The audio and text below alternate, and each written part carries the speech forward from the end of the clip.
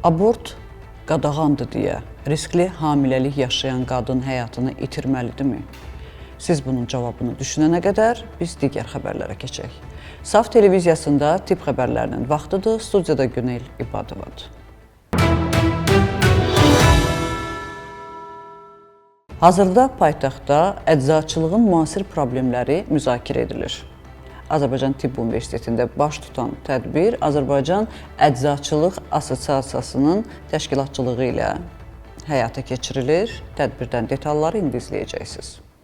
Azərbaycan Əczaçılar Assosiasiyasının təşkilatçılığı və Azərbaycan Tibb Universitetinin dəstəyi ilə Bakı şəhərində əczaçılığın müasir problemləri mövzusunda 6-cı Beynəlxalq Elmi Konqres keçirilib.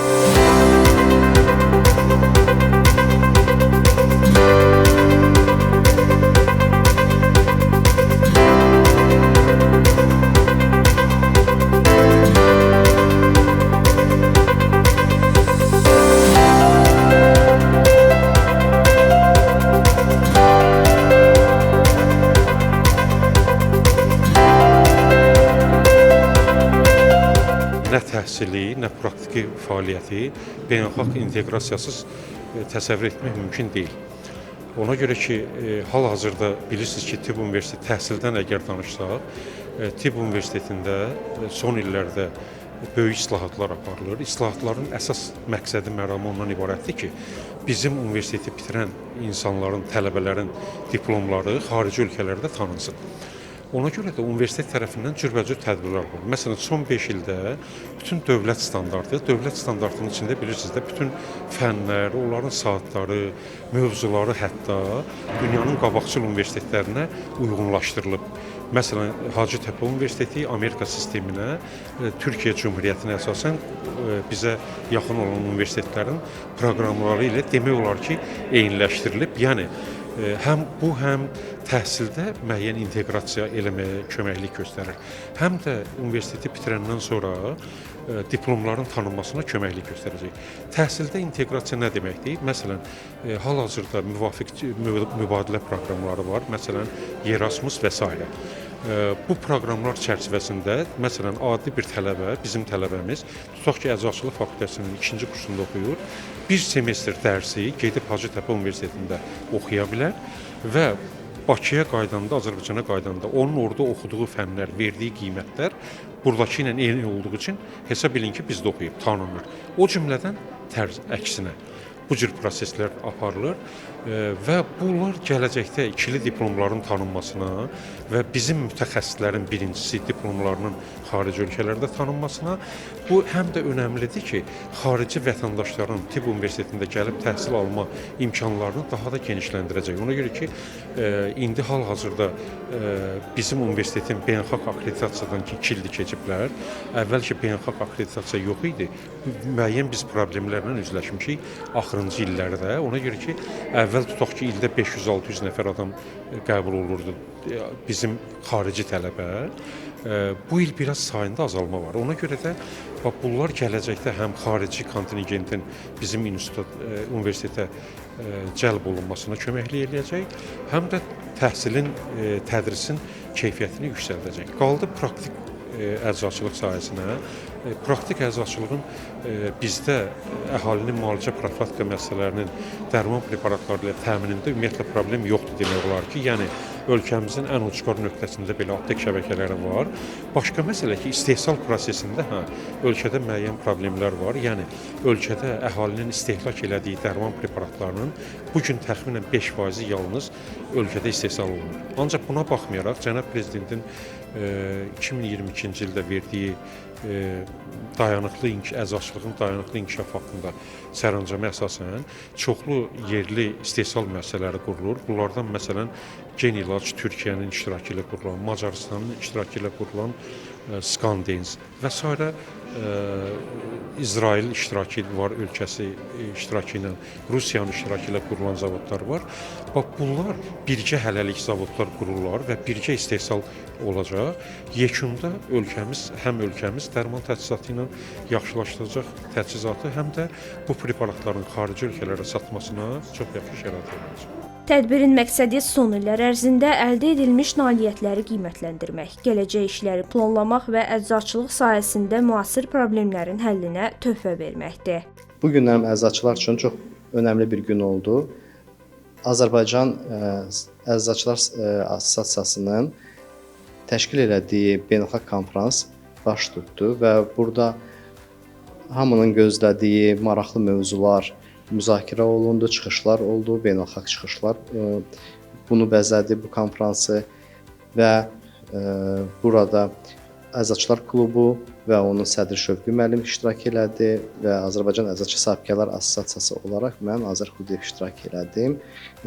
Dərin təşəkkürümü bildirmək istəyirəm Tahir Süleymanova, Azərbaycan Əczaçılar Assosiasiyasının sədrinə.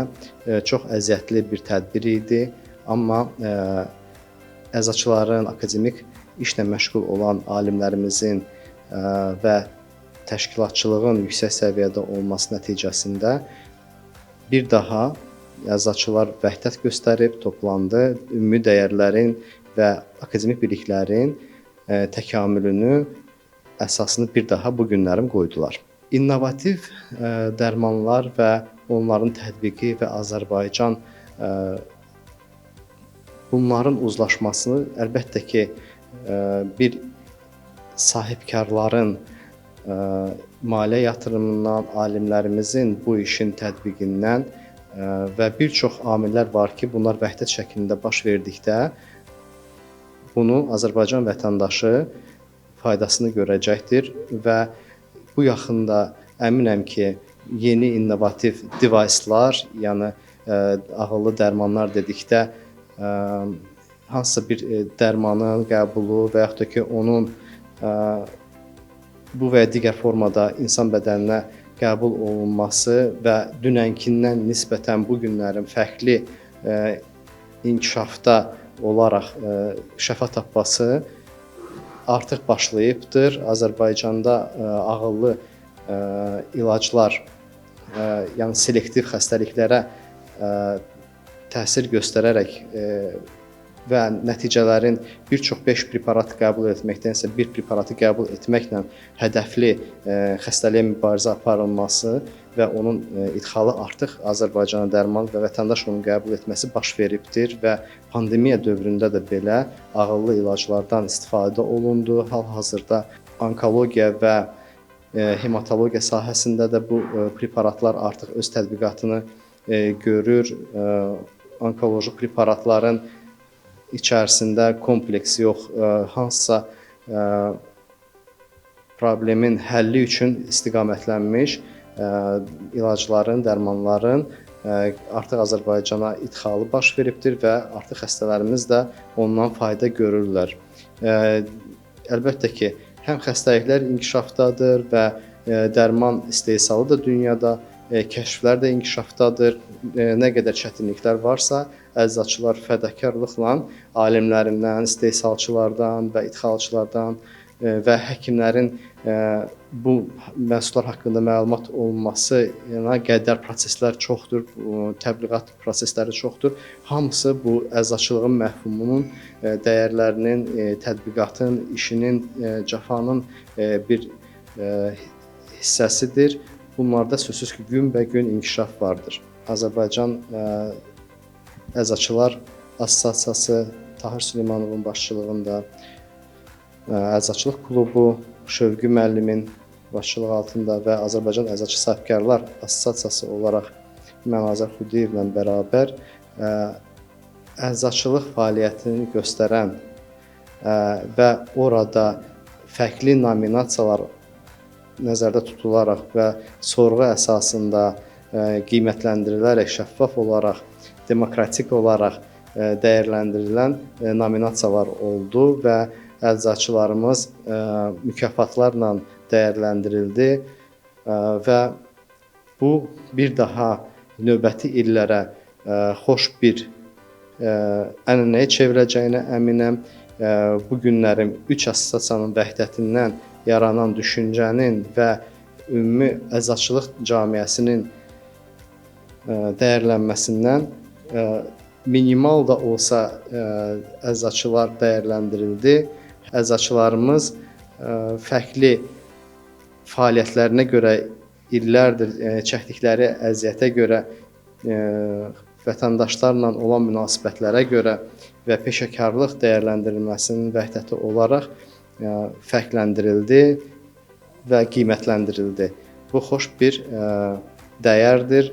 Bu ənənə həm xaricdə var, beynəlxalq təcrübədə var və simvolik olaraq da qiymətləndirilməsi bir daha əczaçıların fəaliyyətində yeni bir motivasiya idi. Konqres çərçivəsində əczaçılıq elminin bütün sahələri, yeni dərman vasitələrinin yaradılması istiqamətində aparılan tədqiqatlar və praktik əczaçılıqla bağlı aktual məsələlər müzakirə olunub. Tədbir çox gözəl bir tədbirdir. Mən inanıram ki, bu gözəl bir addımdır. O cəhətdən ki, əczaçılıq sahəsi və əczaçılar və onların önəmli, dəyərli işləri daha çox gözə gəlsin. Deyə bilərəm ki, pandemiyadan sonra artıq əczaçı sahəsinin önəmi dünyada arta getdi və bəlli oldu ki, bu sahəni gücləndirmək lazımdır. Çox məmnunam və şükür edirəm ki, Azərbaycan da bu sahədə inkişafı başlayıb. Artıq yerli istehsal işləri başlayıblar burada. Parla şirkəti onların da bilirdi, biz də istehsal edirik ölkədə.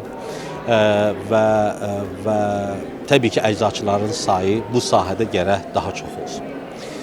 İkinci sualıza görə ki, yeni nəsil dərmanlar bizim Azərbaycan, bizim ölkəmizdə vəziyyəti necədir? Mən deyə bilərəm ki, bu problem ancaq Azərbaycana aid deyil. Misal çəkəm, dost ölkəmiz Türkiyədə də elə bu problem yaşayırlar. Yeni nəsil dərmanlar, halan ki, nəzərdə tutaraq ki, orada 80 milyon nüfus var Azərbaycan. Balaca ölkədir, nüfus baxımından 10 milyon nəfərdir. Amma orada da yeni nəsil dərmanlar gec gəlirlər. Səbəb də ondan ibarətdir ki, maalesef yeni nəsil dərmanlar böyük şirkətlər qiymətləri çox yüksək qoyurlar. Onların birinci prioritetləri ABŞ bazarıdır, Avropa bazarıdır və təbii ki, əgər Türkiyə və ya Azərbaycanda o mallar gəlsin, gərək qiyməti daha ucuz olsun və onlar bunu istəmirlər.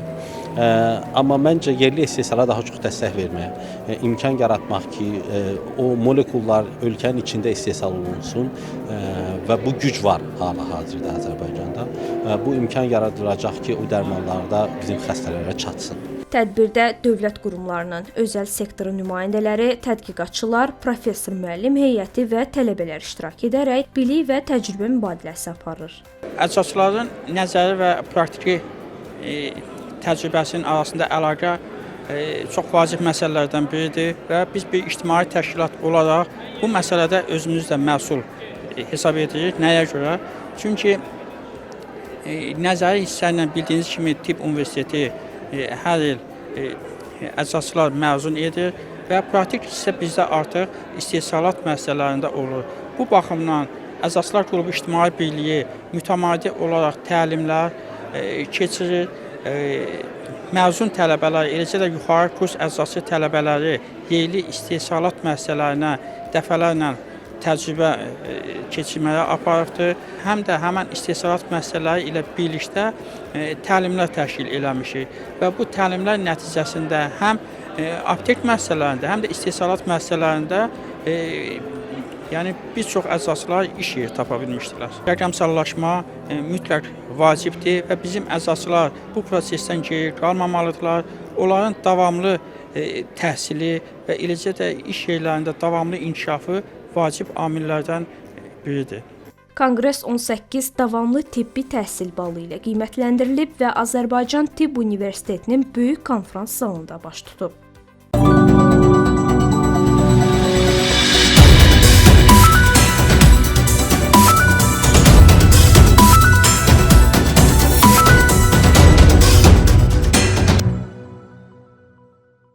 Uzun ömürlülük, çox yaşamaq, çox və sağlam yaşamaq. Bu məsələlər artıq gündəmdə kifayət qədər müzakirə edilir. Deyə bilərəm ki, hətta xəstəliklərdən daha çox elmi tibbi jurnallarda, elmi tibbi saytlarda məhz daha çox necə yaşaya bilərik məsələləri müzakirə olunur. Bununla bağlı çox maraqlı bir araşdırma var.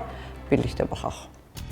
Beynəlxalq ekspertlər uzun ömrün yolunu xəritələşdiriblər. Beynəlxalq ekspertlər və icma liderləri bioloji, həyat tərzi və mədəniyyət faktorlarının birlikdə insanların daha uzun, sağlam və mənalı həyat sürməsinə kömək edə biləcəyini müəyyən edib. Ekspertlər bildirir ki, insanların güclü sosial əlaqəsi vacibdir. Həmçinin bitki əsaslı liflə zəngin qidalanma tövsiyə olunur. Qida rasionunda tərəvəz, meyvə və bitki zülallarına üstünlük vermək önəmlidir. Hər gün fiziki aktivlik saxlamaq və rutin həyatın bir hissəsi kimi idman etmək sağlam uzun ömürlülük üçün vacib sayılır. İnsanlar həyatında məqsəd hissi və dərin mənalı fəaliyyətlər tapmalıdır. Bu, yaşlılıqda xoşbəxtliyi və həyat keyfiyyətini yüksəldir. Araşdırmalar göstərir ki, epigenetik saatlar və bioloji yaş ölçmələri yaşlanmanın fərqli orqanlarda müxtəlif sürətlə getdiyini göstərir. Autofagiya mexanizmi zədələnmiş hüceyrələrin təmizlənməsi yaşlanmanı yavaşlatmaqda mühüm rol oynaya bilər. Mikrobioma, yəni bağırsaqdakı bakteriyalar sistemli yaşlanmada mühüm rol oynayır. Yaşlı insanlarda mikrobioma müxtəlifliyinin azalması iltihab və metabolik problemlərə səbəb ola bilər.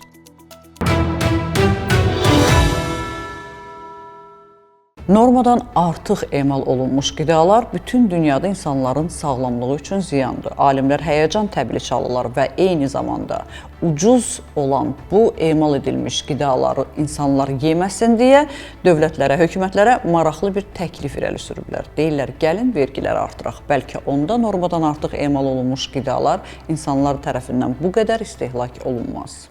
Normadan artıq emal olunmuş qidalar qlobal təhlükədir. Beynəlxalq ekspertlərin araşdırmalarına görə normadan artıq emal olunmuş qidaların istehlakı qlobal sağlamlıq üçün ciddi təhlükə yaradıb. Tədqiqatçılar bildirirlər ki, insanlar getdikcə təbii və emal edilməmiş qidaları azaldıb, ucuz sənaye üsulu ilə hazırlanmış məhsullara yönəliblər. Bu isə piylənmə, depressiya və xroniki xəstəliklər riskini artırıb. The Lancet jurnalında dərc edilən araşdırmada ekspertlər hökumətlərə normadan artıq emal olunmuş qidalara xəbərdarlıq etiketi qoymağı və vergiləri artırmağı təklif edir. Normadan artıq emal olunmuş qidalar, əlavələr, boyalar və şirinləşdiricilər daxil olmaqla 5-dən çox maddə ilə hazırlanmış məhsullar kimi müəyyənləşdirilib. Nümunələr arasında kolbasa, çips, piçenya, dondurma, qazlı içkilər və hazır yeməklər var. 104 uzun müddətli tədqiqat əsasında 43 ekspertin araşdırması göstərib ki, normadan artıq emal olunmuş qidalar tip 2 diabeti, ürək-damar xəstəlikləri, böyrək xəstəlikləri, depressiya və erkən ölüm kimi 12 ciddi sağlamlıq problemi ilə əlaqədardır. Abort qadağandır deyə hamilə qadın həyatını itirib. Bununla bağlı hazırda Amerika saytları durmadan xəbərlər tirajlayırlar. Kəskin şəkildə abortun qadağan olunmağı əlbəttə təqdirə layiqdir, amma riskli hamiləlikdə əgər ananın həyatı təhlükədədirsə, hamiləliyi dayandırmaq daha məntiqi deyilmi? Bu barədə fikirlərinizi şərhlərdə mütləq qeyd edin. Abort qadağası hamilə qadının həyatına son verib. Amerika Birləşmiş Ştatlarının Texas ştatında 37 yaşlı Tierra Walkerin riskli hamiləlik zamanı səhhəti ağırlaşıb. Xəstəxanada təzyiqi, şəkəri yüksəlib və proeklamsiya əlamətləri güclənib. Həkimlər hamiləliyin həyat üçün təhlükə yaratdığını qeydə alıblar. Lakin stomatoloq assistenti kimi çalışan Walker vəziyyətin pisləşdiyini görüb abort tələb edib. Amerika Birləşmiş Ştatlarının Texas ştatının isə sərt abort qadağası var. Buna görə də prosedur icra edilməyib. Xəstənin ard-arda ağır tutmaları olub, ürək-damar fəaliyyəti pozulub və vəziyyəti getdikcə pisləşib. Tibb heyəti hüquqi mexanizmlərin qeyri-müəyyənliyinə görə müdaxilə imkanlarını itirib, xəstə evə qayıdıb. Səhəri gün 14 yaşlı oğlu Jay öz ad günündə anasının cansız cəsədini tapıb. Tibbi ekspertiza ölüm səbəbini 20-ci həftədə ağır proeklamsiya kimi göstərib. Amerika Birləşmiş Ştatlarının abort qadağası olan ştatlarında xroniki xəstəlikləri olan və yüksək riskli hamilələr tibbi yardım almaqda çətinlik çəkir deyə yerli media və qadın təşkilatları vurğulayır.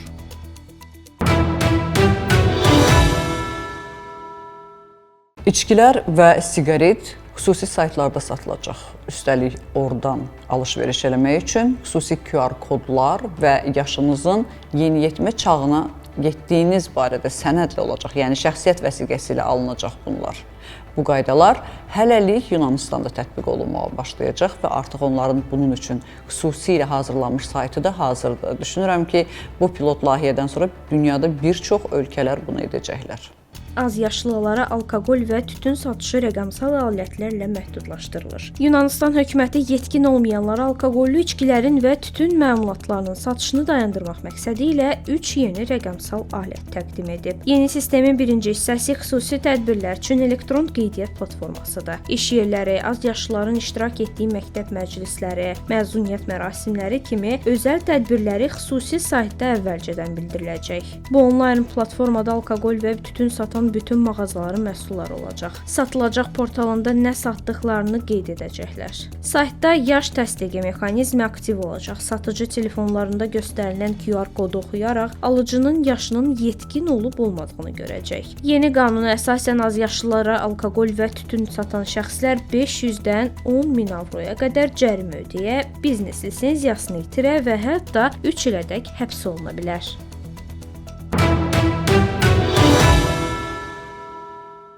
Bugün olan səhiyyə xəbərlərimiz bu qədər. Dünyada və ölkədə baş verən ən vacib tip xəbərlərini bizdən izləyin. Unutmayın, bilmək hər zaman bir addım öndə olmaq deməkdir. Özünüzü və doğmalarınızı qoruyun. Sağ olun, salamat qalın.